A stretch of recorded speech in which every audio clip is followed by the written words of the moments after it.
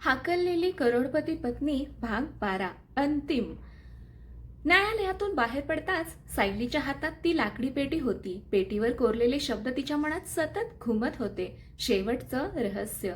आर्यन, मृणालिनी, गोविंद जोशी आणि विक्रम देशमुख तिच्या सोबत होते। सर्वांच्या नजरा त्या पेटीकडे होत्या। सायलीने खोल श्वास घेतला। आज बाबांचं शेवटचं स्वप्न पूर्ण करायचं। तिने पेटी उघडली। आत एक जुनं पत्र, एक पितळी चावी आणि हाताने काढलेला नकाशा होता। नकाशावर लाल वर्तुळात एक जागा चिन्हांकित केली होती, राणेवाडी। गोविंद जोशी हसले। हेच राणे कुटुंबाचं मूळ गाव। दुसऱ्या दिवशी सकाळी सगळे राणेवाडीत पोहोचले। हिरवीगार शेती, जुनं मंदिर आणि गावाच्या बाहेर उभा असलेला शेकडो वर्षांचा वडाचा वृक्ष। सायलीच्या मनात एक वेगळीच भावना जागी झाली। गावातील सर्वात वृद्ध व्यक्ती तात्या पाटील त्यांची वाट पाहत होते। ते सायलीला पाहताच भावुक झाले। अगदी वसंतरावांसारखे डोळे आहेत तुझे। सायलीने त्यांच्या पाया पडून आशीर्वाद घेतला। तात्यांनी तिला मंदिरामागे नेलं। तिथे एक जुनी दगडी विहीर होती। तुझ्या बाबांनी मला सांगितलं होतं, एक दिवस माझी मुलगी इथे येईल तेव्हा तिला ही चावी द्यायची। सायलीने पितळी चावी विहिरीजवळच्या दगडी चौकटीत फिरवली। घर जमिनी खालून एक लहान लाकडी दरवाजा वर आला। सर्वजण आश्चर्यचकित झाले। आत एक छोटी खोली होती। त्या खोलीत ना सोनं होतं ना हिरे। मध्ये फक्त एक लोखंडी संदूक होता। संदूक उघडताच त्यात शेकडो गावकऱ्यांची नावं असलेली कागदपत्र होती। सायलीने एक फाईल उघडली। त्यात लिहिलं होतं, राणे ग्रामविकास ट्रस्ट। गोविंद जोशींच्या डोळ्यात आनंदाश्रू आले। वसंतरावांनी ही संपत्ती स्वतःसाठी नाही तर शेतकरी, विद्यार्थी, विधवा महिला आणि गरजू कुटुंबांसाठी राखून ठेवली होती। सायलीला वडिलांचा खरा वारसा समजला। हजारो कोटींचं साम्राज्य स्वतःच्या ऐशोरामसाठी नव्हतं तर समाज घडवण्यासाठी होतं। मृणालीने रडू लागल्या। म्हणूनच ते नेहमी म्हणायचे, खरी श्रीमंती बँकेत नसते, ती लोकांच्या आशीर्वादात असते। सायलीने ठाम निर्णय घेतला। आजपासून या ट्रस्टची प्रत्येक योजना पुन्हा सुरू होईल। एकही गरीब विद्यार्थी शिक्षणापासून वंचित राहणार नाही। एकही शेतकरी कर्जामुळे आत्महत्या करणार नाही। आर्यन अभिमानाने तिच्याकडे पाहत होता।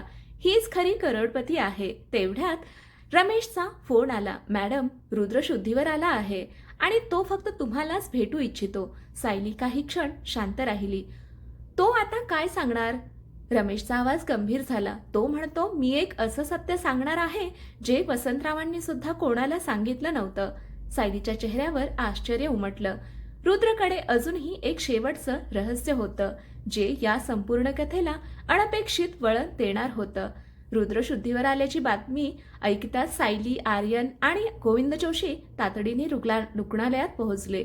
रुद्रवर कडक पोलीस बंदोबस्त होता। त्याच्या हाताला बेड्या होत्या।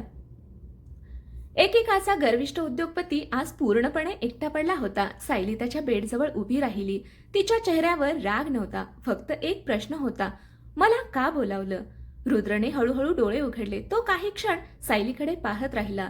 कारण आता माझ्याकडे गमावण्यासारखं काहीही उरलेलं नाही, आर्यन कठोर आवाजात म्हणाला। जर पुन्हा एखादा खोटा खेळ खेळायचा असेल तर आम्ही निघतो। रुद्रने मान हलवली। नाही, आज मी फक्त सत्य बोलेन। त्याने उशी खालून एक छोटंसं पाकिट काढलं। ते पोलीस अधिकाऱ्याने तपासून सायलीच्या हातात दिलं। पाकिटात एक जुना फोटो होता। सायलीने फोटो पाहिला आणि आश्चर्याने म्हणाली, हे तर बाबा आणि तुम्ही। फोटोत वसंतराव आणि रुद्र एकमेकांच्या खांद्यावर हात ठेवून हसत उभे होते। आर्यन चकित झाला। तुम्ही दोघे मित्र होतात? रुद्रच्या डोळ्यात पश्चाताप दिसत होता। हो, फक्त मित्र नाही, आम्ही एकत्र स्वप्न पाहणारे दोन तरुण होतो। सायली आणि मृणालिनी स्तब्ध झाल्या। रुद्र पुढे बोलू लागला। आम्ही दोघांनी मिळून पहिली कंपनी सुरू केली होती। मोठं साम्राज्य उभारायचं स्वप्न पाहिलं होतं, पण माझ्या अहंकाराने सगळं संपवलं। त्याच्या डोळ्यात अश्रू आले। वसंतरावांनी मला कधीच धोका दिला नव्हता। मीच त्यांच्या यशाचा मत्सर करू लागलो। माझ्या द्वेषामुळे मी स्वतःचं आयुष्य उद्ध्वस्त केलं। सायली शांतपणे ऐकत होती।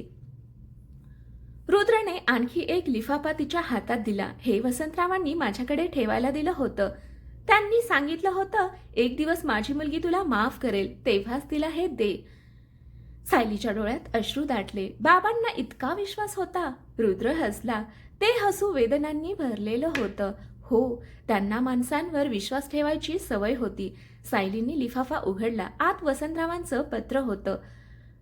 प्रिय सायली, जर तू हे पत्र वाचत असशील तर याचा अर्थ रुद्रने शेवटी सत्य स्वीकारले आहे. मुली, सूड कधीच आयुष्य घडवत नाही.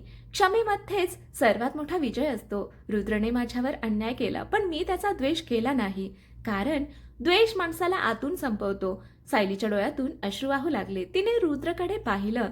तुम्ही माझ्या कुटुंबाचं खूप नुकसान केलं, ते कधीच विसरता येणार नाही, पण मी तुमच्याविषयी द्वेष घेऊन जगणार नाही. रुद्रच्या डोळ्यातूनही अश्रू आले. धन्यवाद. आता मला शिक्षा भोगायची ताकद मिळाली. तेवढ्यात डॉक्टर आत आले. रुग्णाला विश्रांतीची गरज आहे. सायली बाहेर पडू लागली. मात्र दाराजवळ पोहोचताच रुद्र पुन्हा म्हणाला, सायली, लिफाफ्यातलं शेवटचं पान वाच. ते तुझ्या आयुष्याचा पुढचा मार्ग ठरवेल. सायलीने आश्चर्याने शेवटचं पान उघडलं. त्यात वसंतरावांनी लिहिलं होतं, राणे उद्योग समूहाची खरी वारसदार फक्त तू नाहीस. तुझ्यासोबत अजून एक व्यक्ती या वारशावर हक्क सांगू शकते. सायलीच्या चेहऱ्यावर धक्का उमटला. तो दुसरा वारसदार कोण होता? रुग्णालयाबाहेर पडल्यापासून सायलीच्या मनात एकच प्रश्न घोंगावत होता. राणे उद्योग समूहाची खरी वारसदार फक्त तू नाहीस. तुझ्यासोबत अजून एक व्यक्ती या वर्षावर हक्क सांगू शकते. वसंतरावांच्या पत्रातील या ओळीने सर्वांनाच अस्वस्थ केलं होतं. घरी पोहोचताच सायलीने ते पत्र पुन्हा एकदा वाचलं. यावेळी तिला पत्राच्या शेवटी एक छोटी नोंद दिसली. उत्तर माझ्या अभ्यासिकेतील जुन्या घड्याळामागे आहे. सायली, आर्यन, मृणालिनी आणि गोविंद जोशी लगेच जुन्या राणेवाड्याकडे निघाले. वाड्यातील अभ्यासिका अनेक वर्षांपासून बंद होती. भिंतीवर वसंतरावांचं आवडतं जुनं पेंडुलम घड्याळ लटकत होतं. आर्यनने घड्याळ अलगद बाजूला केलं. त्यामागे भिंतीत एक छोटासा कप्पा होता. कप्प्यात एक सीलबंद फाईल ठेवलेली होती. फाईलवर लिहिलं होतं, माझ्या दोन्ही वारसांसाठी. सायलीचे हात थरथरू लागले. तिने फाईल उघडली. आत 2 जन्मनोंदी होत्या. पहिली जन्मनोंद सायली वसंतराव राणे. दुसरी जन्मनोंद पाहताच सगळे स्तब्ध झाले. अद्वैत वसंतराव राणे. सायली आश्चर्याने म्हणाली, अद्वैत? तिने आईकडे पाहिलं. मृणालिनीच्या डोळ्यात अश्रू दाटले. हो, तुला एक मोठा भाऊ होता. खोलीत शांतता पसरली. सायलीच्या हातातून फाईल खाली पडली. काय? पण मला कधीच सांगितलं नाही. मृणालिनी रडू लागल्या. कारण तो 5 वर्षांचा असताना एका जत्रेत हरवला. आम्ही त्याला खूप शोधलं. पोलिसांत तक्रार केली. वर्तमानपत्रात फोटो छापले, पण तो कधीच सापडला नाही. सायलीच्या डोळ्यातून अश्रू वाहू लागले. म्हणजे माझा भाऊ अजून तर जिवंत असू शकतो? गोविंद जोशी म्हणाले. वसंतरावांनी शेवटपर्यंत त्याचा शोध सोडला नव्हता. फाईलमध्ये आणखी एक पत्र होतं. जर अद्वैत जिवंत असेल तर माझ्या संपत्तीवर त्याचाही तितकाच अधिकार आहे. सायली त्याला शोधण्याचा नक्कीच प्रयत्न कर. आर्यने सायलीचा हात हातात घेतला. आपण त्याला शोधू. तेवढ्यात रमेशचा फोन आला. मॅडम, मला एक धक्कादायक माहिती मिळाली आहे. काय? 25 वर्षांपूर्वी हरवलेल्या एका मुलाची केस मला सापडली आणि त्या मुलाच्या गळ्यात राणे कुटुंबाचं लॉकेट होतं. सायलीचा श्वास रोखला गेला. तो मुलगा कुठे आहे? रमेश काही क्षण शांत राहिला. त्याचा पत्ता मिळालाय. तो याच शहरात राहतो. सायलीच्या डोळ्यात आशेचा किरण चमकला. इतके वर्ष हरवलेला तिचा भाऊ खरंच तिच्याच शहरात होता. आणि जर तो अद्वैत असेल तर राणे कुटुंबाचं आयुष्य पुन्हा एकदा पूर्ण होणार होतं. रमेशच्या एका फोनने सायलीच्या आयुष्याला पुन्हा एकदा नवं वळण आलं होतं. हरवलेला मुलगा याच शहरात आहे ही बातमी ऐकल्यानंतर सायलीच्या डोळ्यात आशा आणि भीती दोन्ही होत्या. जर तो अद्वैत असेल तर अनेक वर्षांचं अपूर्ण नातं पुन्हा जुळणार होतं. पण जर तो नसेल तर वडिलांचं शेवटचं स्वप्न अपूर्ण राहील. दुसऱ्या दिवशी सकाळी सायली, आर्यन, मृणालिनी, गोविंद जोशी आणि रमेश त्या पत्त्यावर पोहोचले. तो एक साधा परिसर होता. एका छोट्याशा घरासमोर मुलं खेळत होती. रमेश म्हणाला, इथेच तो राहतो. तेवढ्यात घराचा दरवाजा उघडला. साधे कपडे घातलेला 30-32 वर्षाचा एक तरुण बाहेर आला. त्याच्या चेहऱ्यावर साधेपणा होता. डोळ्यात प्रामाणिकपणा होता. सायली त्याच्याकडे पाहतच राहिली. का कोण जाणे, त्याचा चेहरा तिला खूप ओळखीचा वाटत होता. मृणालिनीचे डोळे पाणावले. वसंतराव, त्या नकळत पुटपुटल्या, कारण त्या तरुणाचा चेहरा अगदी वसंतरावांसारखाच दिसत होता. रमेश पुढे झाला. तुमचं नाव? आदित्य. पूर्ण नाव? आदित्य देशमुख. गोविंद जोशी गोंधळले. देशमुख? आदित्य हसला. मला लहानपणी एका दाम्पत्याने दत्तक घेतलं. माझं खरं नाव काय आहे हे मला आजतागायत माहीत नाही. सायलीच्या डोळ्यात आशेचा किरण आणखी उजळला. तुमच्याकडे लहानपणापासूनची एखादी वस्तू आहे का? आदित्य काही क्षण विचारात पडला. हो. तो घरात गेला. थोड्या वेळाने तो एक जुनं चांदीचं लॉकेट घेऊन आला. सायलीने लॉकेट पाहताच तिच्या डोळ्यात अश्रू आले. ते अगदी तसंच होतं जसं तिच्या गळ्यात लहानपणी होतं. लॉकेट उघडताच आत 2 लहान फोटो होते. एका बाजूला लहानशी सायली आणि दुसऱ्या बाजूला 5 वर्षाचा अद्वैत. मृणालिनींना अश्रू आवरले नाहीत. त्या धावत जाऊन आदित्यला मिठी मारली. अद्वैत, माझा मुलगा. आदित्य पूर्णपणे गोंधळला. आई? तो शब्द त्याच्या तोंडून नकळत बाहेर पडला. सायलीही धावत गेली. तिने पहिल्यांदाच तिच्या मोठ्या भावाला मिठी मारली. ती रडत म्हणाली, दादा, आपण इतकी वर्ष वेगळे कसे राहिलो? आदित्यच्या डोळ्यातही अश्रू आले. मलाही नेहमी वाटायचं माझं कुणीतरी आहे. आर्यन, गोविंद जोशी आणि रमेश भाऊक होऊन हा क्षण पाहत होते. अचानक आदित्यच्या दत्तक आई वडिलांनी पुढे येत सायलीला सांगितलं, आम्ही त्याला कधीच आमचा नसल्यासारखं वागवलं नाही, पण आम्हाला नेहमी वाटायचं एक दिवस त्याचं खरं कुटुंब त्याला शोधत येईल. सायलीने दोघांच्या पाया पडत म्हटलं, आज तुम्ही आम्हाला आमचं सर्वात मोठं धन परत दिलं. सर्वांच्या डोळ्यात आनंदाश्रू होते. पण त्याच क्षणी गोविंद जोशींनी आदित्यच्या हाताकडे पाहिलं. त्याच्या मनगटावर एक विचित्र जन्मखून होती. गोविंद अचानक गंभीर झाले. ही जन्मखून? वसंतरावांनी त्यांच्या डायरीत याचाच उल्लेख केला होता. सायलीने आश्चर्याने विचारलं, का? गोविंद हळू आवाजात म्हणाले, कारण या जन्मखुणेशी राणे कुटुंबाचं शेवटचं रहस्य दडलेलं आहे आणि ते रहस्य समोर आलं तर सायली आणि अद्वैतचं आयुष्य कायमचं बदलून जाणार होतं. आदित्यच्या मनगटावरील जन्मखून पाहून गोविंद जोशी काही क्षण शांत उभे राहिले. सायली, आर्यन, मृणालिनी आणि आदित्य त्यांच्या चेहऱ्याकडे प्रश्नार्थक नजरेने पाहत होते.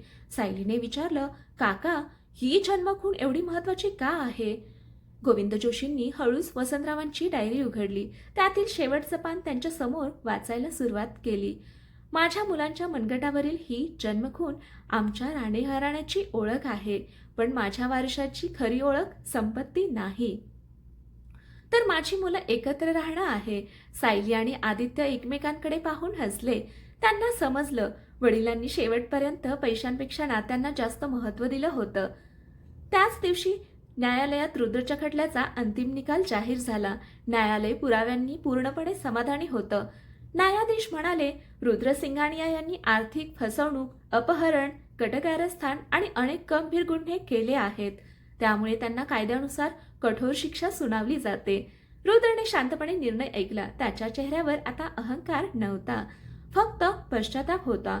त्याने सायलीकडे पाहून म्हटलं, मी माझं आयुष्य द्वेषात घालवलं, तू ते प्रेमाने जिंकलीस. सायलीने उत्तर दिलं, प्रत्येकाला दुसरी संधी मिळत नाही, पण प्रत्येक जण आपल्या चुका मान्य करून चांगला माणूस नक्की बनू शकतो. रुद्रने मान खाली घातली. तो पोलिसांसोबत निघून गेला. काही महिन्यानंतर राणे उद्योग समूह पुन्हा नव्या उमेदीने उभा राहिला, पण यावेळी त्याचा उद्देश फक्त नफा नव्हता. सायली आणि आदित्य यांनी मिळून वसंतराव राणे फाउंडेशन सुरू केलं. त्या फाउंडेशनमधून गरीब विद्यार्थ्यांना शिष्यवृत्ती मिळू लागली. शेतकऱ्यांसाठी आधुनिक शेती प्रकल्प सुरू झाले. विधवा महिलांसाठी स्वावलंबन योजना राबवल्या गेल्या. ग्रामीण भागात मोफत आरोग्य केंद्रे उभी राहिली. आर्यन नेहमीप्रमाणे सायलीच्या प्रत्येक निर्णयात तिच्या पाठीशी उभा राहिला. एक दिवस त्याने सायलीला विचारलं, आता तुझं सर्वात मोठं स्वप्न काय आहे? सायली हसली. माझ्या बाबांनी जसं स्वप्न पाहिलं होतं तसं हजारो मुलांच्या डोळ्यात नवं स्वप्न निर्माण करायचं. काही दिवसांनी राणेवाडीत भव्य समारंभ आयोजित करण्यात आला. संपूर्ण गाव जमलं होतं. मंचावर सायली, आर्यन, आदित्य, मृणालिनी, गोविंद जोशी आणि विक्रम देशमुख उभे होते. मृणालीच्या डोळ्यात आनंदाश्रू होते. त्या म्हणाल्या, आज माझं कुटुंब पुन्हा पूर्ण झालं. सायलीने वडिलांचा मोठा फोटो मंचावर ठेवला. तिने त्यासमोर दिवा लावला. बाबा, तुम्ही दिलेला वारसा आम्ही जपला आणि पुढच्या पिढीपर्यंत पोहोचवू. टाळ्यांचा कडकडाटात संपूर्ण सभागृह दुमदुमलं. सायलीने आर्यनचा हात हातात घेतला. दोघांनी एकमेकांकडे हसून पाहिलं. एकेकाळी गावढळ म्हणून घराबाहेर हाकललेली मुलगी आज हजारो कोटींच्या साम्राज्याची मालकीण होती. पण तिची खरी श्रीमंती तिचं कुटुंब, तिचे संस्कार आणि तिच्या मनातील माणुसकी होती. या कथेचा संदेश असाच होता की माणसाची किंमत त्याच्या कपड्यांनी, पैशांनी किंवा रूपाने ठरत नाही. संयम, कष्ट, शिक्षण, आत्मविश्वास आणि चांगुलपणा यामुळेच खरा विजय मिळतो. सूड तात्पुरता आनंद देतो, पण क्षमा आणि माणुसकी आयुष्यभराचं समाधान देतात. ही संपूर्ण कथा आपल्याला कशी वाटली हे कमेंट बॉक्समध्ये नक्की सांगा. कथा आवडली असेल तर कथेला लाईक करा, शेअर करा, कमेंट करा आणि आपल्या चॅनलला सबस्क्राईब करा. कथा वाचल्याबद्दल, ऐकल्याबद्दल धन्यवाद.